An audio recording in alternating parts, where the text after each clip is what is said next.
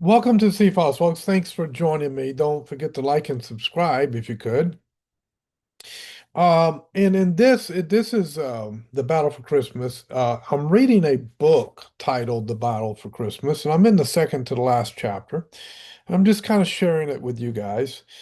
Pulitzer Prize finalist, Cultural History of America's Most Cherished Holiday, Stefan Nissenbaum is the author. Here's what the book looks like. There you go. So it's right there on the recording. And yeah, it's a good book. You could still buy it.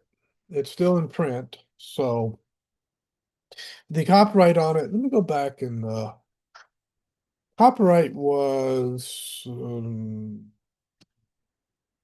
where is it? Where's the copyright?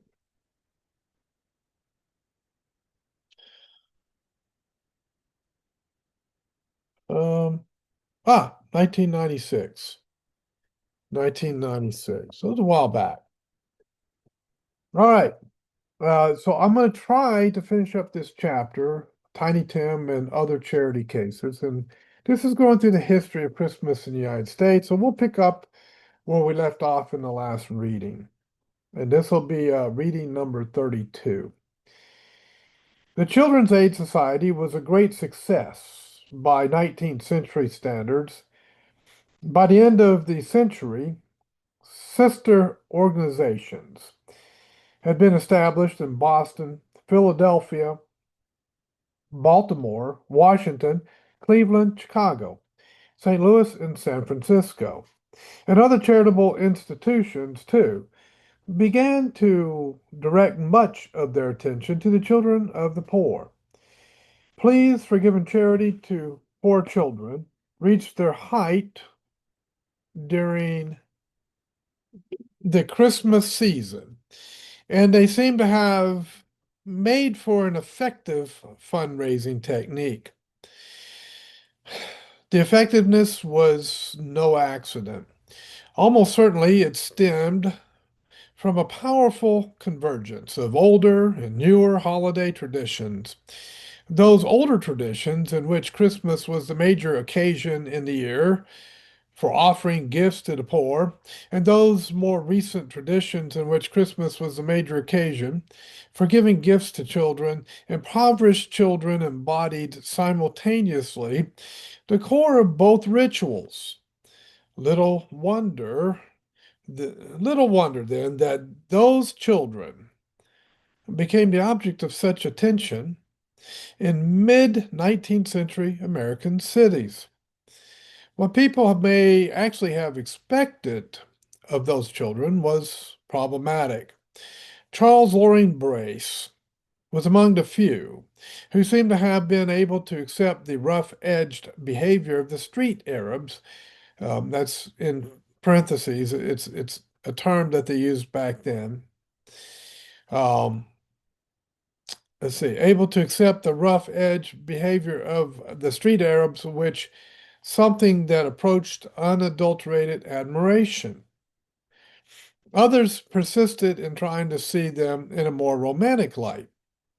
As it happens, newsboys themselves were a source of fascination for middle-class Americans in the decades after 1850. There seemed to be something almost exotic about them. It was as if people were intrigued by their own uncertainty about whether newsboys were lost Victorian children waiting to be redeemed or just young hoodlums in the making. A fair number of books about newsboys appeared in the 1850s and 1860s. One of these, Ragged Dick, 1867, was written by Horatio Alger, who based the novel on his own observations in the original Newsboys Lodging House. The title character of this book is spunky and ambitious, but he is also polite. In none of these books, however, is the confusion as clear as it is in Elizabeth Oakes Smith's novel, The Newsboy, 1854. Published in the same year that Brace opened the first Newsboys lodging house, this otherwise forgettable book offers an extraordinary example of authorial ambivalence. The hero of The Newsboy starts out as an uncouth homeless urchin who knows nothing about his parents. When he is asked who his mother is, he responds almost like little Topsy, the incorrigible slave girl in Uncle Tom's Cabin, a book that had been published only 2 years earlier. And by the way, I have Uncle Tom's Cabin right over here on my bookshelf. The newsboy replies, "Got gone." "Well, your dad then?" "Got gone." "Woo! Who owns you?" "Nobody." And the young newsboy uses rough language too. On one occasion, he responds to the solicitous question of a stranger by yelling, "What in hut is that to you? What in the HE double hockey sticks is that to you?" This response is virtually identical to that which Charles Loring Brace had received from the English laborer he had similarly accosted on the street. But in the course of the novel, without any training or support, this boy turns out to be a saintly child. He refuses to try alcohol or tobacco. "It's again my nature." I'll read it again. This is a quote. "It's again my nature. It's against my nature." He explains. He disdains to complain about his condition, and he befriends and supports, emotionally as well as financially, a variety of other outcasts, even becoming a surrogate parent to an adult woman. At one point, the author is actually able to refer to her childish hero as a miracle of goodness, an instinctively perfect little boy. At the end of the book, he proves his worth by voluntarily sacrificing any prospect of marrying the wealthy girl he loves.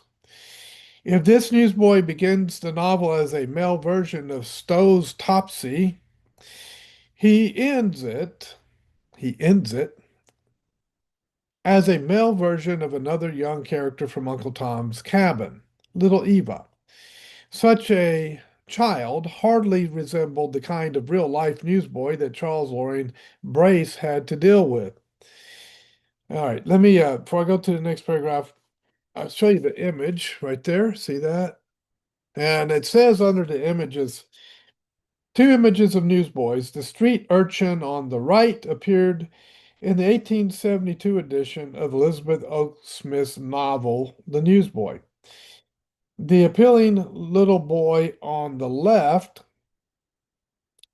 was the subject of an 1857 picture um, by the New York printer James Henry Cafferty, titled "Newsboy Selling New York Herald." For all the contrast between them, the two pictures are essentially mirror images of each other. So that one's the right. We go there, right and left. It was with sentimental fantasies, such as that of Elizabeth Oakes Smith, that charitable agencies had to contend, both also to exploit during the second half of the 19th century. And on no occasion did those fantasies become more pervasive than at Christmas. The original model for such fantasies was another fictional character, Dickens' Tiny Tim. This boy is crippled. This boy is a cripple, but spiritually he is a perfect model of humanity, a paragon of patience, cheerful selflessness.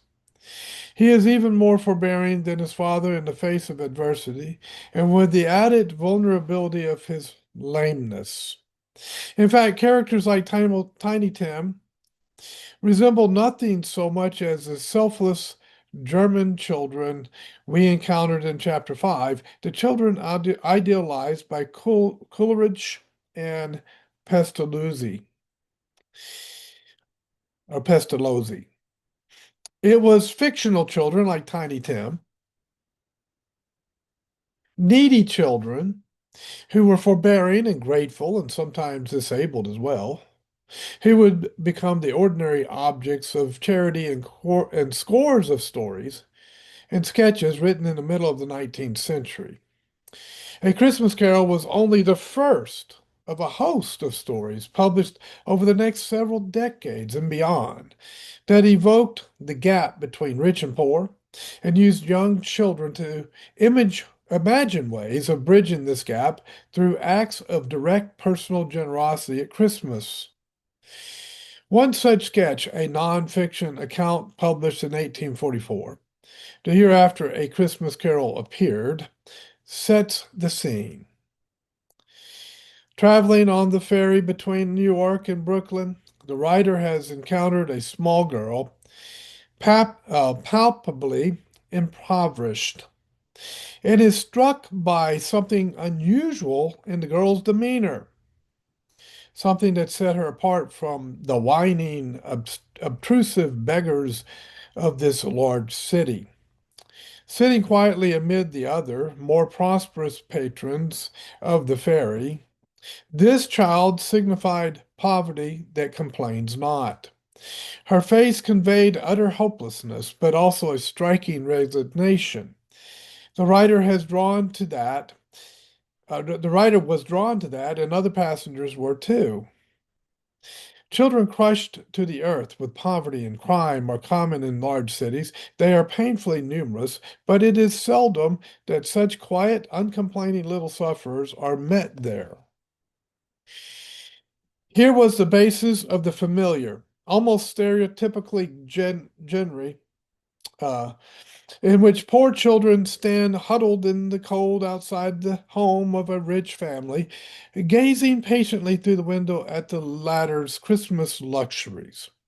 As might be expected, these stories invariably deal with a Christmas encounter between someone rich and someone poor, an encounter in which the former is touched by both the plight and the patience of the latter, generally a child. The encounter is marked by a special Christmas gift that leaves both the giver and the recipient deeply touched. It is the old exchange of gifts for goodwill. Again and again, it was the passivity, the uncomplaining resignation of such fictional children in the face of pervasive ambient opulence that rendered them fit objects of direct charity. It was because they asked for nothing that they proved themselves worthy of receiving something. In one such story, a little girl clothed in a dress that is faded but clean is looking into the window of a toy shop on Christmas Eve. But when a prosperous woman standing next to her wonders out loud whether the girl wanted something she couldn't get, the girl responds in an unexpected manner, saying only that the toys were good to look at. The prosperous woman thereupon offers the poor little girl a gift of $5, and the girl proceeds to give the money to her mother. After the prosperous lady learns about the girl's selfless gesture, her own daughter, too, decides to pass along some of her surplus Christmas presents. At the end, the reader is assured that the poor little girl will never forget these gifts in times of future hardship. There's a deeper pattern to some of these stories, and it is a revealing one. It has to do with resolving the vexatious public issues of class division, issues that were essentially unresolved within any version of the prevailing ideological language by transforming them under cover of fiction into issues that are resolvable. private issues of family, morality, and forgiveness. I have not found a single 19th century Christmas story that deals forthrightly with the dynamics of American class relations. In the commonest version of this pattern, the poor children turn out at the end to be related to their benefactors by blood itself. Take, for example, a story published in Godey's Ladies book in 1858 with the title Christmas for Rich and Poor. This story was accompanied by a two-page illustration showing precisely the now familiar stereotypical scene: the rich family inside on the left side, the poor children outside on the right. Any reader of this story would have been led to assume that the story dealt with class divisions. And indeed, as it happens, the two children are poor and their mother is ill as well. They had been out earlier that evening. The story is set on Christmas Eve, attempting to buy a small present for their mother in a local shop, and there they had been approached by a wealthy older man who overheard their plight and witnessed their selfless demeanor, and immediately invited them to visit his house later in the evening so that he could provide them with food to take to their sick mother. That they did. Once inside the house, they observed toys scattered in careless profusion. But as they stand conversing with the rich man's daughter, waiting for their promised basket of food, it transpires that they are actually the children of the rich man's other daughter, his favorite and most indulged daughter, a woman who had shamed the family 15 years earlier by eloping on Christmas Eve at that with a man whom her father had refused to let her marry. The wayward daughter's husband had soon proved unable to support her decently, and after his death, she and her two children had fallen into abject poverty. All this while her wealthy father had refused to have anything to do with her. But now, on this Christmas Eve, he is eager to relent. The story ends with a scene of forgiveness and reconciliation. In other words, the division of social class that separated the rich from the poor of this story's title was more apparent than real. Not only did these poor children behave like well-trained members of respectable society, that is actually what they were. The real problem that the wealthy man in the story had to deal with was not that of social class, but of family dynamics. The cat, the cathartic gesture he makes at the end is one in which he forgives his daughter after 15 years of exile, and he takes her back into the family. Of course, he feels relieved and cleansed by his act, but his catharsis and that of the story's readers have little to do with the expectations raised by the story's title and its accompanying illustrations. Now, I'm going to show you a couple of pictures. This is a Christmas for Rich and Poor. This pair of pictures were printed on two opposing pages of Godey's Ladies book for December 1858. They provided the illustration for the story of the same title. And I'll get it on there. Oh boy, this side don't want to. There it is. There's the pictures, if you can see them. All right. The next section, the jaded rich. I will not be able to finish the chapter. It's too much. This is going to last a while. The jaded rich. I'll get.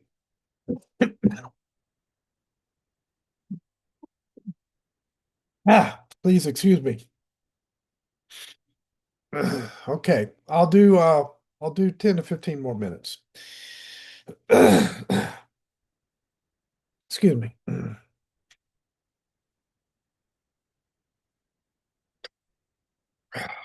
Okay.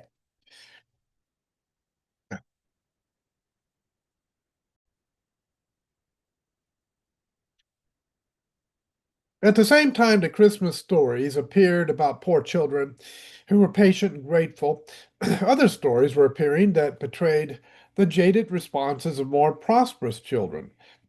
By the 1850s, fictional accounts about such jaded rich children were becoming commonplace. An 1854 children's book written by Susan Warner, the author of the 1849 bestseller, The Wide, Wide World, drove this point home. In this book, Carl Krinken, his Christmas stocking, Warner indicated that the presents received by the children of the rich made them feel discontent. Such well-off children were hard to please. Warner wrote, they generally fretted because they had what they did, or because they hadn't what they didn't have. The Christmas stocking of a typical rich child was stuffed with candy enough to make the child sick and toys enough to make him unhappy because he didn't know which to play with first.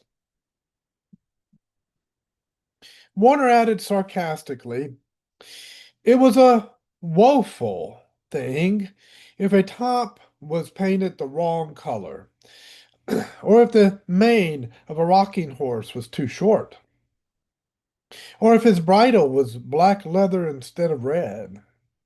Several decades later, no less popular a writer than William Dean Howells would write a delightful story about a little girl who expresses a wish that Christmas could come every day, and who has her wish fulfilled in horrific fashion.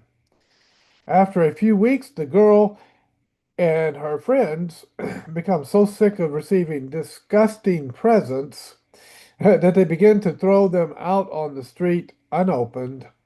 And soon the police began to warn the children to shovel their presents off the sidewalk or they would arrest them. Before long, the overworked garbage collectors of the city are refusing to pick up any more Christmas trash. Eventually, of course, the little girl learns her lesson. On a more modest scale, there was the story that Harriet Beecher Stowe had written in 1850, Christmas, or The Good Fairy. In that story, discussed in Chapter 4, Stowe indicated that Christmas shopping for one's own family and friends had become difficult, since such prosperous folk were sick and stated and tried with having everything in the world given to them at Christmas. But Stowe's tale went on to propose a solution to this problem. Its plot hinged on just that point. It was easy enough, after all, to find people who had not been sated by Christmas presents, people who could be counted on to be intensely grateful for even the smallest trifle. Those people, of course, were the poor. The language Harriet Beecher Stowe chose to describe them is quite suggestive. A poor person offered the prosperous shopper a fresh, unsophisticated body to get presents for. The poor as a class provided the rich with a supply of unsophisticated subjects to practice on. And that is just what this story is about. Its prosperous main character becomes a good fairy for a poor family who lives in the neighborhood, and indeed, the poor family does respond with all gratitude anyone could wish. Unsophisticated subjects to practice on. This may sound like strange language, but others were making much the same point. Take Louise May Alcott, for example. The four young heroines of Little Women in the opening chapters of that novel do the very thing that Stowe proposed. They go off on Christmas morning after receiving their own presents of the New Testament and bring gifts to a poor family in the neighborhood. There is evidence that many Americans shared this concern. In the last 2 decades of the 19th century, There was something of a movement to form Christmas clubs for prosperous children, clubs that were designed to foster selfless behavior during the Christmas season by encouraging their members to hold Christmas parties for their less privileged peers and to give away some of their own old Christmas presents. The Children's Christmas Club of Portland, Maine, organized in 1882, pressed its members to save old toys, books, and games instead of carelessly destroying them, and to present these cast-offs at a Christmas dinner held for the children of the local poor. A similar club was later formed in Washington, D.C., with the daughter of the U.S. Postmaster General serving as its president, assisted by the daughter of the U.S. President himself, Chester Arthur. Such material suggests that some members of the American bourgeoisie were facing a real Christmas dilemma. Their own children had become jaded with presents. On the other hand, the actual poor, who were likely to be surfeited with gifts, were a sea of anonymous proletarian faces. And in any event, they were as likely to respond to acts of token generosity with embarrassment or hostility as with the requisite display of hearty gratitude. Giving to the children of the needy would solve the dilemma neatly. Typically, the children selected to participate in such events, as in the case of the Portland Children's Christmas Club, came from a pool that had been carefully screened by charitable organizations. These needy children made ideal recipients of face-to-face charity. They could be counted on to be both well-behaved and truly grateful. They would respond neither with a jaded indifference of more privileged children or with the guarded resentment of their own parents that their own parents might display. And they would show their gratitude with touching smiles and exclamations, face-to-face charity. The exchange of gifts for goodwill could be made to work in mid-19th century America after all. But the economic divide could be bridged only by going across generational lines. In shorthand language, class had to be mediated through age. In any case, from mid-century on, and with what appears to have been increasing frequency into the 1890s, some well-to-do Americans devoted part of their Christmas days to visiting the children of the poor.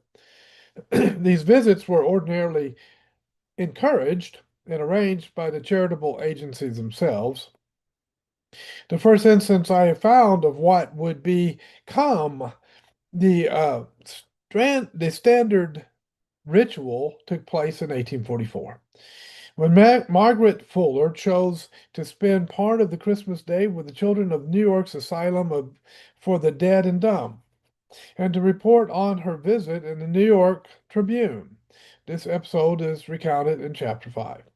After 1850, New York's charitable agencies for children institutionalized this kind of event.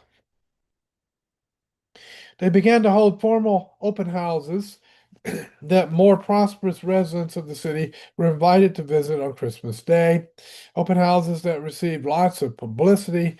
They also served as effective fundraisers. A favorite place to visit was the children's nursery on Randall's Island, the municipal establishment in the East River. It also contained the city hospital, insane asylum, and almshouse. On Christmas Day, 1851, the New York Tribune reported that quite a large party of ladies and gentlemen attended a capital entertainment given to the children at the municipal nursery and hospital. The following year, too, the Tribune reported that the children on Randall's Island were visited by several dignitaries, including several merchants of the city. who brought a supply of juvenile presents suitable to the season. On this occasion, the children marched in procession to meet them at the dock. And of course, they most gratefully accepted and heartily enjoyed the dinner that followed. And so, on in subsequent years, the Randall's Island open houses continued into the 20th century. Of course, Randall's Island was physically cut off from the rest of the city, but charitable institutions located within the city, even in its less savory areas, also invited visitors on Christmas Day. The most heavily publicized of these was in the Mission House located in the Five Points section, the most notorious slum area in the city, in the entire nation for that matter. But the terms in which the Tribune reported the first such occasion in 1853 are revealing. The report, headed Christmas at the Five Points, indicated that the Mission House, located on the site of a former brewery, was open all day and received many visitors, in fact. Quote, the streets were thronged in that neighborhood with well-dressed ladies and gentlemen, and some of the richest carriages of the city, the effect of which was to make the topers drunkards, male and female, shrink back into their dens, while the children saw and felt the effects of such visits to the house of industry, which was crowded to excess all the afternoon, while several hundred Christmas presents were bestowed upon the scholars of that school. End quote. This was an intriguing description. It assured its readers that the Five Points area was transformed on this occasion, its menace momentarily diffused. The more unpleasant denizens of the neighborhood simply withdrew from sight when the respectable outsiders came to visit, and only the presence of children was felt. What impelled people to make such visits? Pangs of conscience certainly played a part, but there's surely more. To ease one's conscience, it would have been enough to have made a substantial contribution and stayed at home. The visits, and just as important, the many others who merely read about them in the newspapers, seem to have needed to experience in person or by report the gratefully accepted and heartily enjoyed gifts and the happy faces and joyful voices. Such a need may have addressed an unspoken fear that was shared by many Americans in just these decades, a fear that the urban social order was coming apart, that industrial capitalism was leading to social collapse. From that angle, visits to poor children offered a kind of symbolic reassurance that the social order still held together. After all, it was not only a Merry Christmas that the happy faces demonstrated, it was the viability of industrial capitalism itself. But I suspect that such a political motivation is not the whole answer. The grateful exclamations and smiles of the poor children may have fulfilled another need as well, a need to experience spontaneous, affectionate gratitude in itself, to participate in social interactions that evoked a powerful emotional response that was difficult to achieve within middle-class family life. Charles Loring Brace had written about the absence of truly warm social relations among American families, the forced and hollow nature of domesticity. During the latter part of the century, other commentators made similar points. The very importance that domestic life had taken on in 19th century American society had led many to harbor a set of powerful expectations that real families found it difficult to fulfill. The middle class family was becoming a victim of its own utopian fantasies. Here, too, Christmas became a volatile flashpoint. To glimpse something of what may have been at stake, let me cite a rare personal account of one of these Christmas visits. In 1875, the press reports about the annual Christmas pilgrimage to Randall's Island noted the presence among that year's visitors of a celebrity, Louise May Alcott. Alcott was now living in New York 8 years after the publication of Little Women had propelled her into literary stardom.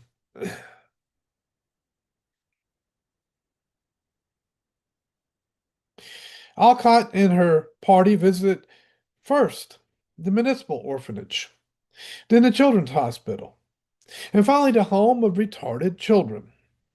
Alcott herself carried a large box of dolls and a bundle of candy.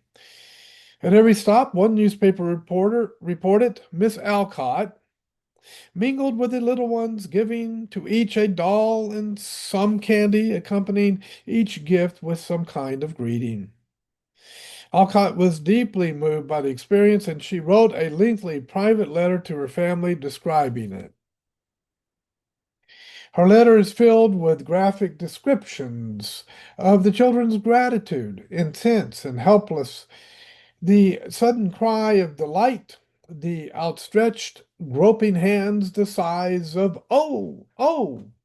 the cheer of rapture and silent bliss. One little girl was so overcome by the present Alcott gave her that she had an epileptic fit on the spot. It was the first Christmas Alcott had spent without family, dinner, or presents, but she liked it better than parties. I feel as if I'd had a splendid feast, she concluded. Seeing the poor babies wallow in turkey soup, and that every gift I put into their hands had come back to me in the dumb delight of their unchildlike faces trying to smile. It is easy to look back at this taste. From one angle, Alcott was exploiting the youthful recipients of her benevolence, using them as what I'm tempted to call charity objects, almost an economic equivalent to the sexual representation of women in pornography. Alcott appears to have deeply craved the overwhelming gratitude displayed by the objects of her charity. In contrast to this aggressive begging of wassailers in pre-19th century Christmas rituals, these Gilded Age dependents took the role of passive, responsive instruments on whose emotional vulnerability Alcott seems to have played. But that isn't entirely fair. People like Louise May Alcott had good reason to feel stifled by the constraints of domesticity, even as they were unable to liberate themselves from its assumptions. By the final decades of the 19th century, women were bearing the brunt of the tension and the labor that the Christmas season ordinarily entailed in prosperous households.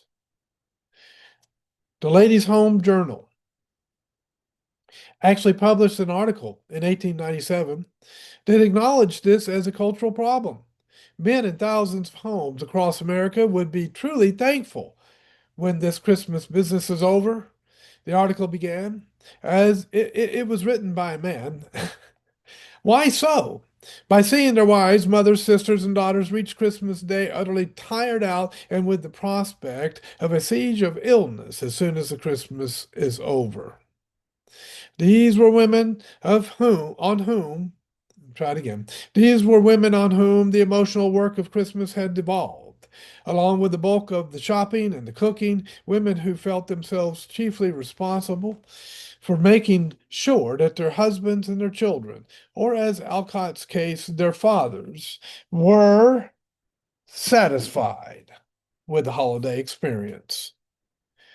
The task was daunting, and even partial failure or anxiety about the prospect of failure meant that guilt would be added to fatigue. Little wonder that Christmas was so often followed by a siege of illness for middle class women. Such women wished for a little relaxation, surely, but they also welcomed any opportunity to see their efforts rewarded with the kind of intense response their own families were often unable to provide. They were seeking intense sensation along with social justice. Not long afterward, some of these women would manage to link those dual urges together by turning to such activities as social work in places like Jan Adams' Hull House or the radical Christian social gospel movement, which openly addressed the issue of bringing a capitalist social order into conformity with the teachings of Jesus. Charles Loring Brace can be considered a forerunner of this movement. Or farther afield, these same women might have joined such emerging enterprises as the Kernel Revival and other forms of what the historian Jackson Lears has termed anti-modernism. In any event, the problem was not of their making. These women, and some men too, were doing the best they knew how. The problem was not with their deeds, but with the dynamics of the society in which they lived. The problem was with a constricting domestic theology that caused many people of means to harbor unsatisfied expectations of achieving personal fulfillment through family life alone. And the problem was also with an inadequate economic system that caused many of the same people, those indeed with the strangest ethical sense, to experience profound guilt, a guilt that, for good reason, could not be easily assuaged. Well, thank you for watching, folks. I got most of the way through this chapter. I think there's a few more pages to go. Probably we're going to be on 251. It ends on 250. So six more pages. We're done with this chapter, and we're in the last chapter, chapter 7. And then we might do something with the prologue as well. So there you go. He's got a ton of footnotes on the back there and references to where he got his information. But I'm not going to bore you with all of that. Trying to find my marker. There it is. All right. My marker is that's my marker. Well, I hope you enjoy reading as much as I do, and hope you enjoy listening to someone reading a book as much as many people do. And so let this be a blessing and a chance away from all of the turmoil of the world, all of the toxic anxiety of the news, which is a never-ending cycle. Let this be a break from all of that. Thank you for watching. God bless you guys. I'll see you next time here on the C Files. And please don't forget to like and subscribe.